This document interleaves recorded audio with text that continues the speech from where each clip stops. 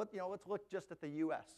So in the U.S., this is a year-by-year number. So at the end of last year, 120 million people had a smartphone. There was a 30% increase in a one-year thing. What's also interesting, when we talk about handheld devices, is the tablet. Had 48 million people. It was a 300% increase from year to year. And what that represents is the fastest growing electronic device of all time. And these numbers are not going to slow down. They're going to continue to boom. So if you don't know how this is going to impact your business, if you haven't thought about this, you're crazy. I'm glad you're here because there's a lot of people missing this that maybe aren't thinking about this. I'll give you a real simple example. You don't have to memorize these numbers or even read them. Basically, this is proof of what I'm going to say. Who here uses email marketing as part of their marketing approach? A good percentage, actually even less than I thought. It's about 50%.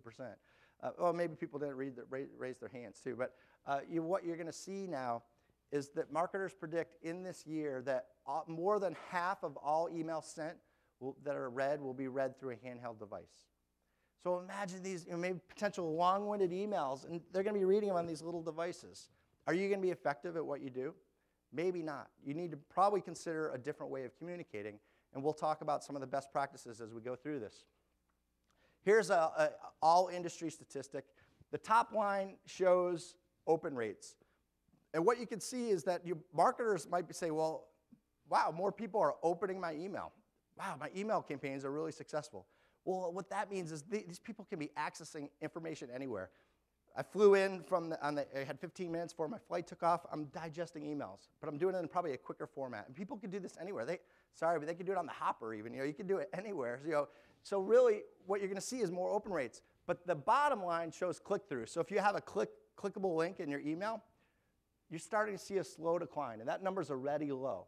So you're going to see email campaigns, people are going to think they're effective, but they're not. And so you're going to have to figure out a better way to communicate via email.